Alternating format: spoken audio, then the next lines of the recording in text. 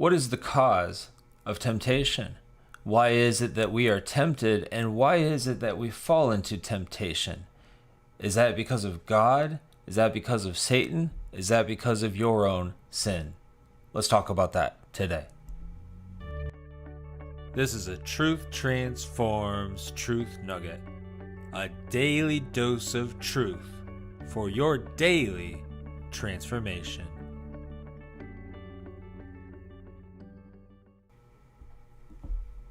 Welcome back to another Truth Nugget. My name is Adam Markley. We're going to talk about that today. We're going to take a look at James chapter 1, verses 13 to 15.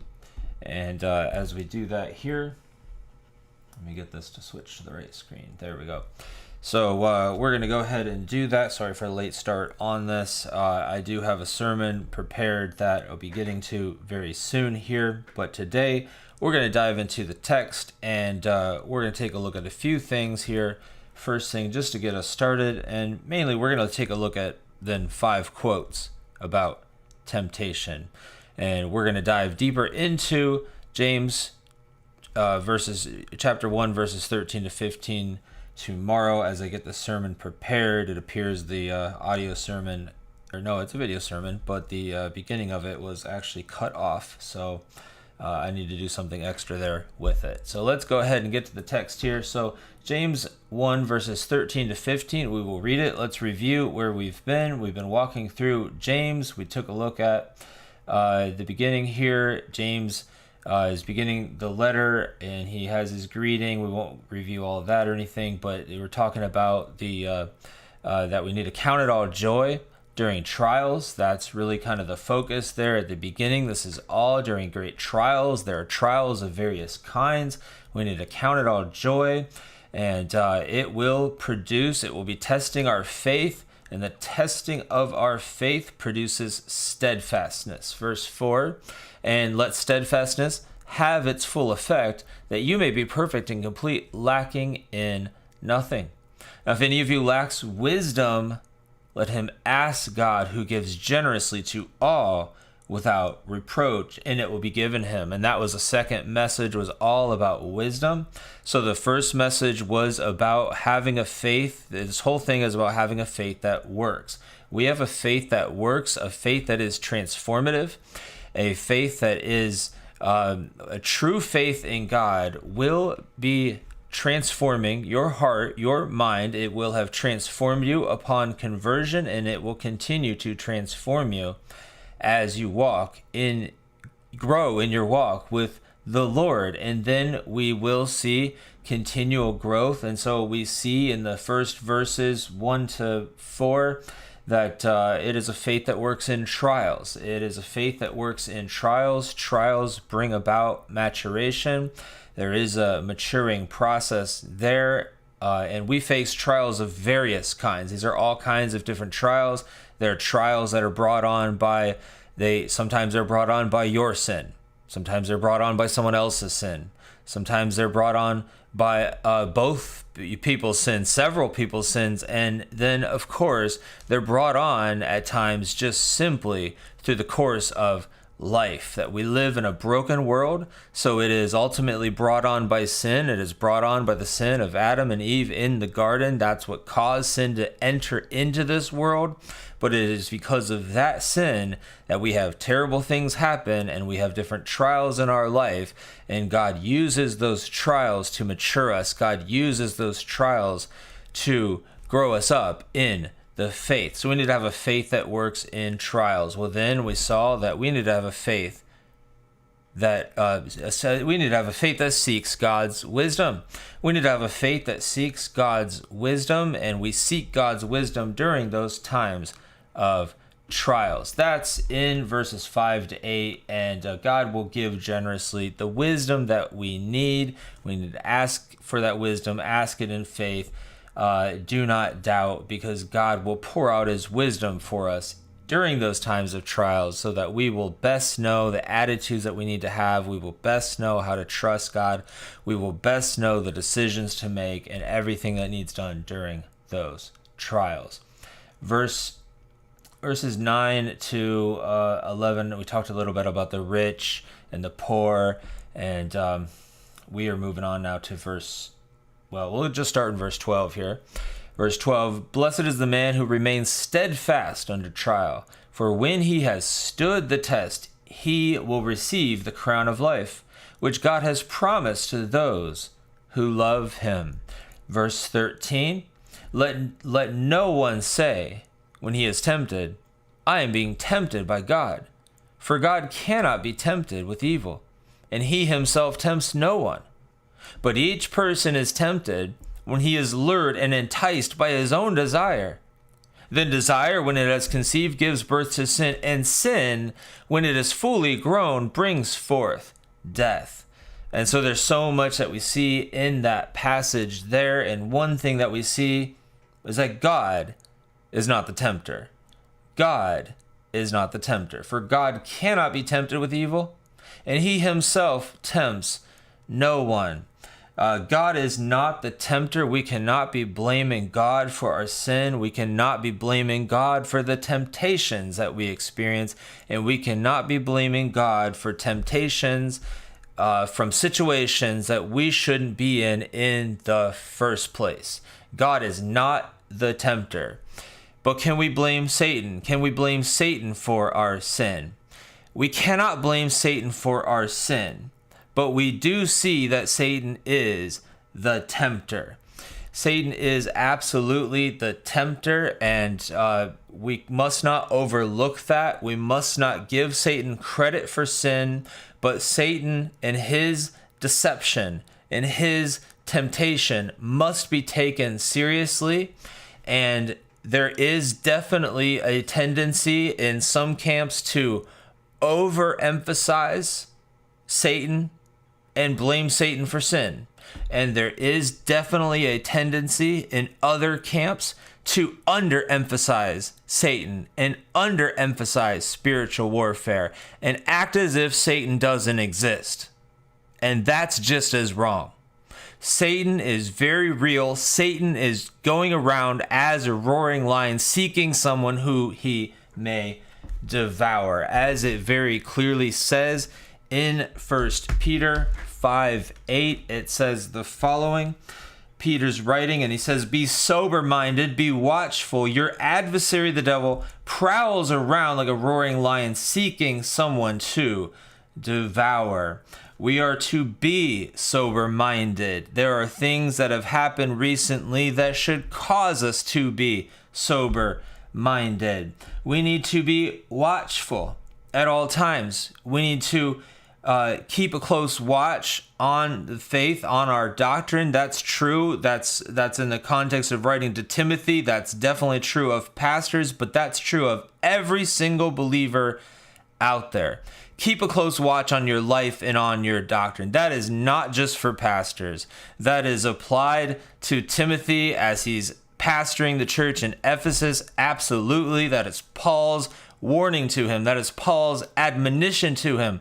But that is something that every single one of us need to keep in mind, and you're going to see it elsewhere in Scripture, of course, that we need to be very watchful. We need to pay close attention to our life, and we must never think that we're above sin and above temptation, because Satan knows exactly what your temptation is. I found it very interesting that there was something that was shared in a deleted tweet, apparently, but in 2018, this is public, so, in 2018, Steve Lawson preached a message on the 26 dangers of sexual sin or something like that, like the devastating consequences of it. And I just bring that up to make the point that if he's preaching against that, and I don't know what was going on in his life at that time, this isn't about him, but it hits home with this point and with everything going on, that if he's preaching on those things at that very time, and I believe that he believes that, and I believe that he wholeheartedly is preaching that in all genuineness, Satan knows Satan knows that maybe I'm gonna tempt in this area. I'm going to go after this pastor. So that is something to keep in mind, that Satan knows your weakness. Satan will tempt you in your weakness. And so we are to be watchful and never think that we are above temptation, because he is your adversary who is prowling around like a roaring lion, seeking someone to devour. It does not say that he's casually going around. It says that he's prowling around. He's looking for opportunities. He's looking for weak moments. He's looking for when your guard is down. So those are very important things to remember. So God is not the tempter. Satan is the tempter. But yet we are responsible for our own sin. We are responsible for our sin. We cannot blame Satan for our sin. We cannot blame God for our sin. We can only take our fingers and point them back to ourselves. We are responsible for our sin. And we see that that sin grows up. We see that that sin begins with a temptation. It begins with a luring, with an enticement.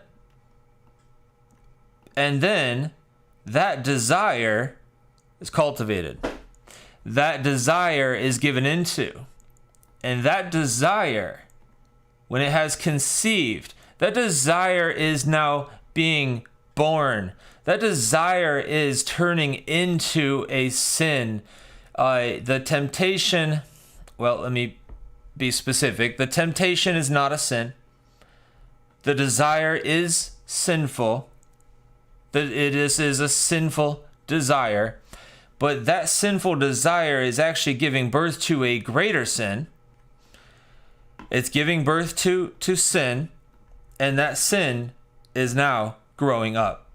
So now we have a sinful, we have lust, we have a sinful desire. That sinful desire is born. Now we have the birth of a genuine, true sin. More than just the desire, but the actual act. And that baby sin is turning into an adult sin. Sinful thoughts, sinful attitudes, sinful heart actions, sinful dispositions are being fostered. And walking in that sin leads to sin that is fully grown. And sin that is fully grown brings forth death. And we'll dive into that a bit more tomorrow. Let's take a look at some quotes regarding temptation. 5 quotes about temptation, okay? Quote number 1, temptations put nothing into a man, but only draw out what was in him before. John Owen. Temptations put nothing into a man, but only draw out what was in him before. It only draws out what's in our heart. It only draws out the sin within us. It only reveals what is truly within our sinful heart, in our sinful flesh. Not what is there because of a regenerate heart, not what is there because of your love for God, but what is there in your flesh and must be mortified, must be killed, must be crucified as we continue to walk in the Christian life. Because those temptations are there. Well, the temptations are revealing the sinful desires that lay within your flesh from the old man. Quote number 2, temptation provokes me to look upward to God. John Bunyan. Excellent quote. It should be provoking us to look upward to God. Absolutely. When there is temptation, we need to look upward to God. We need to dig into his word. We need to spend time with him in prayer, and we need to ask for his help in the area in which we've been tempted. Number 3, temptation is like a knife that may either cut the meat or the throat of a man. It may be his food or poison. So temptation is a serious issue, and it definitely, let's see that here, it cut the meat or throat of the man. It may be his food or his poison. Yeah. And definitely, if given into, it is indeed poison. And quote number 4, you cannot help birds flying over your heads in the air, but do not let them alight and build their nests in your hair. Temptations will come, but do not entertain them. Drive them away. Charles Spurgeon. Yeah, you don't let the birds build a nest on top of your head. You need to get rid of the temptations, get rid of, flee temptation so that you don't fall for temptation. And number 5, watch and pray. This injunction from our Lord implies that we should maintain a clear, abiding apprehension of the great danger we face if we enter into temptation. If one is always aware of the great danger, one will always stand guard. John Owen. Yes, if one is aware of the temptation, one will always stand guard, and that is absolutely what will happen. One will stand guard, and one will, that's what I was trying to do. One will stand guard, and one will pay attention to the temptation, and we need to avoid that temptation. We need to look to God. We need to seek him in prayer, and we need to seek and pray that we avoid, that we enter not into temptation. Well, God bless you. Thank you for joining me today, and I will see you in tomorrow's Truth Nugget. Truth Nuggets are a ministry of preaching for God's glory. To find out more about other resources available and ways that you can support the ministry, be sure to visit preachingforgodsglory.org.